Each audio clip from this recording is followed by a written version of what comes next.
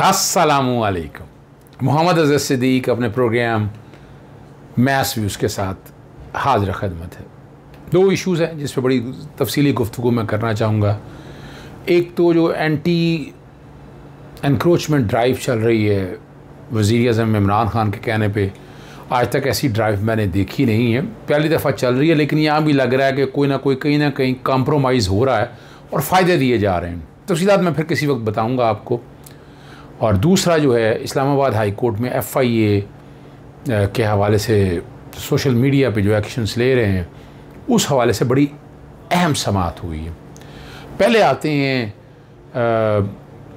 ज़मीनों के कागजात में रद्दबदल करने का मामला जो है, एंटी करप्शन अदालत में सैफ खोखर और अफजल खोखर वगैरह ज़मानत के लिए पेश हुए। एंटी करप्शन अदालत के जज मलक मुश्ताक अलाई ने अबूरी दरख्वास्त पर समाअत की, ज़मानत की दरख्वास्त पर, और खोखर ब्रदर ने ज़बरदस्ती कागजात में रद्दबदल किया था। और वो सारा है, आपको याद है, स्टेट लैंड और कंसोलिडेशन का इशू, ये क्रेडिट जाता है उस वक्त के चीफ जस्टिस और सुप्रीम कोर्ट ऑफ पाकिस्तान जनाब और जस्टिस थे मियाँ साकिब निसार साहब, बड़ी मेहनत से करके, और वहाँ पर कब्ज़े किए हुए इन खोखर ब्रदर्स ने वहाँ पर, और अरबों रुपए की ज़मीन है, 38 मरले के करीब ज़मीन है ये, और उसकी मालियत है 1.5 अरब रुपया जो स्टेट लैंड रिकवर की। फिर प्राइवेट लोगों की ज़मीनों पर भी इन्होंने कब्ज़ा किया वहाँ पर, और ये इलेक्शन लड़ते ही इसलिए हैं, इन्होंने मैनेज किए हुए हैं चीज़ें, और लोग चीखे मारते रहते हैं। ओवरसीज़ पाकिस्तानी वहाँ पर आए थे और उन्होंने कोशिश की थी, लेकिन अभी तक आप अंदाज़ा लगाएं कि इन ज़मीनों पे कब्ज़ा नहीं छूट सका। और वो सुप्रीम कोर्ट ही थी उस वक्त ये सारे मामलात को लेकर चल निकली और बड़े आसान तरीके से इन मामलात को लिया। हम शख्सियात पे इल्ज़ाम लगाते रहते हैं। कुछ दोस्त ये इल्ज़ाम लगा रहे थे कि जनाब सिंध गवर्नमेंट के ऊपर जो कहा है शेम ऑन यू, तो क्या गलत कहा है उन्होंने? सुप्रीम कोर्ट ने सियासी हुकूमतों के हवाले से अगर बुनियादी हकूक का तहफ़्फ़ुज़ नहीं कर सकते हुकूमतें, तो क्या छोड़ दिया जाए इनको? बिल्कुल नहीं छोड़ा जा सकता। आइन के आर्टिकल 199 वो ही सियासी हुकूमतों ने, आइन का आर्टिकल 184(3) अदालतों ने नहीं बनाया है, ये उन्हीं सियासी हुकूमतों ने बनाया है, एनफोर्समेंट ऑफ फंडामेंटल राइट के लिए आना। और ये जो राइट है ना, ये जानवरों के भी हैं, ये सिर्फ इंसानों के नहीं है।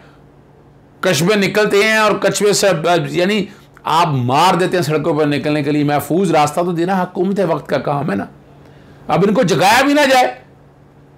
वो दिन हम भूल गए हैं क्या कि जब पाकिस्तान मुस्लिम लीग नून की गवर्नमेंट आनी थी 2013 में, वोकला मूवमेंट के अंदर, मुझे बहुत कुछ पता है कि वहां कौन कौन सी पिटीशनें फाइल हुई और क्या क्या एडवांटेजेस दिए गए पाकिस्तान मुस्लिम लीग नून को। लेकिन बात है कि वो सुप्रीम कोर्ट के बेंचेस के फैसले हैं, वो एक शख्सियत के हवाले से नहीं है। हमने तो एक वतीरा बना लिया हुआ ना, हम बैठ के ऐसे ही मौजूदा चीफ जस्टिस जनाब जस्टिस गुलजार अहमद हरफ तनकीद का निशाना को वजूहात बताएं। आप कहते हैं कि कुछ कहा ही ना जाए, छोड़ दिया जाए, ये नहीं हो सकता है, ये बिल्कुल नहीं हो सकता। ये अदालतों की जिम्मेदारी है, आईनी और कानूनी जिम्मेदारी है। आइन का आर्टिकल 199 और 184(3) बैकग्राउंड पे मैं जरा चला दूंगा।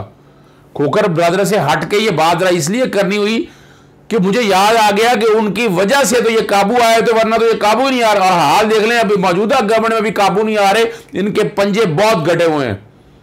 और यही कहते हैं, कभी घर कराना शुरू कर देते, कभी मुकदमा शुरू करते, ये उनके वकील का कहना है। और ये बहरहाल समाअत ज़मानत जो है वो क़ब्ल अज़ गिरफ्तारी मंजूर कर ली है उन्होंने, अदालत ने।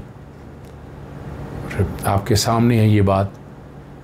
और महकमा एंटी करप्शन अपने तक लगा हुआ है, लेकिन साथ पुलिस के वो ही हैं, पटवारी मिले हुए हैं, सब लोग आपस में मिले हुए हैं, तो इसलिए इसके इतने अच्छे नताइज नहीं बन पा रहे। यहाँ डिपेंड करता है, यहाँ आपको अच्छे वकील हायर करने चाहिए। एंटी करप्शन अरबों रुपए की ड्राइव है, आपने सेल भी बना दी है, लेकिन उन सेल को एक्टिवेट करते हुए अच्छे लोग इन्वॉल्व करें इसमें, जो चीज़ें बेहतरी की तरफ लेकर जाएँ, जो आसानी की तरफ लेकर जाएँ, जिससे रिज़ल्ट आपको अच्छे मिल सकें। तो मुमकिन है अगर आप ये करेंगे, वरना तो यहाँ का यानी रफ़ीक खोखर नामी आदमी को मैं जानता हूँ, तो गालिबन हाईवे डिपार्टमेंट के अंदर है, वो भी इनके साथ मिल के लूट मार में साथ शामिल है। और मेरे पास सबूत हैं इस हवाले से कई लेकिन ये खोखर बरादरान का ये काबू नहीं आने, और इस सिस्टम को हाईजैक किया हुआ है। कहीं कुछ पैसे लगते होंगे, कहीं सिफारिशें चलती होंगी, कहीं उनके नमक हलाल हैं। तो ये जब तक आप इनके अगेंस्ट इमरान खान साहब, उस्मान बुज़दार साहब से तो उम्मीद ना रखें कि वो बेहतर कर सकेंगे। अभी तक आपके सामने है, यानी ऐसे मुकदमात का को मंतकी अंजाम की तरफ पहुंचा सके वो नहीं पहुंचा सके। अब अकेला डीजी एंटी करप्शन क्या करे, तो आप लोगों ने सारा ने मामला देखना है, तभी आखिरी मराहल की तरफ चीज़ें लेकर जाएंगे आप, वरना बड़े मसाइल पैदा होंगे आपके लिए। आगे चलते हैं हम FIA इस्लामाबाद हाई कोर्ट की तरफ। FIA के इख्तियार से तजावज़ जो कहा जा रहा है, ये केस में समाअत हुई। जस्टिस अतर मिल्ला ने तमाम दरख्वास्तों को यकजा करके समाअत कर रहे हैं, वो इकट्ठी कर ली हुई हैं। और फिर ये पूछा सवाल उन्होंने, बताएं कि FIA के बनाए गए SOPs पर अमल क्यों नहीं हो रहा। मैं हैरान हूँ, कानून पे अमल दरामद होना है, रूल्स पे अमल दरामद होना है। स्टैंडर्ड ऑपरेटिंग प्रोसीजर तो एक एडमिनिस्ट्रेटिव काम है, यानी आप अगर जुर्म काबिल दस्तंदाजी पुलिस हो जाए तो अगर आप SOP से तो अमल ख़त्म हो जाएगा, बिल्कुल ऐसा नहीं है। FIA मुआवनत नहीं कर पाई है इस्लामाबाद हाई कोर्ट की, और यहाँ फिर वो रिमार्क्स जैसे आए वो आपके सामने रख देते हैं। जहाँ पर ड्रैकोनियन लॉ है वहाँ भी ऐसे कवानीन इस्तेमाल होते हैं जो आप हमें बता रहे हैं। पूरी दुनिया के अंदर जनाब देखने वाली बातें हैं कि जिस तरह के यहाँ तज़लील हो रही है, तज़हीक हो रही है, हम कहते हैं कि वो होने दें। ज़ुबानें जितनी गज़ की लंबी ज़ुबानें हैं चलने दें, जिसका दिल चाहता है जो मर्ज़ी अदालतों के बारे में, जो मरतबी इदारों के बारे में बोलता जाता होने दे। ऐसा नहीं हो सकता। आर्टिकल 19 की एनफोर्समेंट है, फिर आर्टिकल 19 बैकग्राउंड में मैं चलाऊँगा ताकि क्लैरिटी के साथ आ जाए। राइडर लगा हुआ है उसके ऊपर, लेकिन कोई पूछने वाला नहीं। सुप्रीम कोर्ट ऑफ पाकिस्तान ने इसलिए इस मामले को टेकअप किया। मैं बार बार कहा इस्लामाबाद हाई कोर्ट को सुप्रीम कोर्ट की वजह बाद में ये रोक देनी चाहिए समाअत। लॉ बड़ा क्लियर है इस हवाले से, पता नहीं। बहरहाल कानून के ये सिक्के जिन्होंने बनाई उन्होंने खुद इस्तेमाल करना छोड़ दी। ये चीज़ अतर मिल्ला साहब के रिमार्क्स हैं। शहरियों के बुनियादी हकूक़ का तहफ़्फ़ुज़ अदालत की ज़िम्मेदारी, बिल्कुल इसमें तो कोई शक नहीं है, लेकिन आर्टिकल 9 का आगे राइडर भी देख लिया जाए। मैं जनाब चीज़ जैसे अतर मिल्ला से गुजारिश करूँगा वो राइडर भी पढ़ लें आप, तस्वीर का एक रुख मत देखा जाए, और इसमें पब्लिक एट लार्ज को नोटिस दिया जाए कि आए वो भी को आके मुआवनत करना चाहते हैं, हम भी चाहेंगे कि हम भी मुआवनत करें अदालत की। तस्वीर का एक रुख ना देखा जाए सिर्फ यहाँ पर। यहाँ जिन लोगों के साथ जुल्म और ज़्यादतियों ने, शिफा यूसुफ़ का केस आपके सामने है, रिकॉर्ड की बातें हैं वो सारी। अब जो यहाँ नफरत अंगेज़ तकरीर सोशल मीडिया पर चल रही होती हैं, लेकिन एक आदमी भी नहीं पकड़ा गया। अब ये बड़ा इंपॉर्टेंट सवाल है, मैं पहले भी कह चुका हूँ, बड़े पकड़े गए हैं।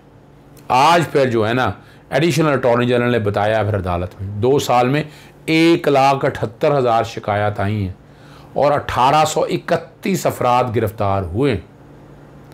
चाइल्ड पोर्नोग्राफी, नफरत अंगेज़ तकरीर भी गिरफ्तारियाँ हुई, ये भी अदालत को बताया गया है। तो ये जो बात ज़रा सामने आ गई कि ये सिर्फ एक ख़ास तबका फ़िक्र को लेकर चल रहे हैं, ऐसी बात नहीं है। उस तबका फ़िक्र की तकरीरें भी तो सुन लें, क्या ज़ुबान इस्तेमाल कर रहे हैं। तौहीन रोज़ाना होती है, अदालतों की तज़हीक हो रही होती है, और वो कहते हैं हम नहीं, हम जो मर्ज़ी चाहें। ये आप रीज़नेबल क्लासिफिकेशन का प्रिंसिपल का इतलाक़ करना है, वो नहीं हो रहा है। और हमारी अदालतें अगर इसको लीनियन लेती रहेंगी तो फिर तो अल्लाह ही हाफ़िज़ है ना जी हालात का, फिर तो बड़ा मुश्किल है। इन अदालतों को कस्टोडियन है, बुनियादी हक एब्सोल्यूट नहीं है। मैं फिर बात करता जाऊँ, राइडर लगे हुए हैं, उन राइडर को पहले जेल में रखना है। ये मादर पितर आज़ादी का कॉन्सेप्ट ही गलत है। और इस्लामाबाद हाई कोर्ट ने कहा है PFUJ से तमाम तलका स्टेक होल्डर से मुशावरत की जाए, और केस की समाअत जो है ना अदालत ने 2 नवंबर तक मुलतवी कर दी है। और आपके सामने अगर prevention of electronic crime act background में मैं कोशिश करूंगा वो भी एक्ट आपके सामने चल जाए, जो लेटेस्ट है, जो अपडेटेड है।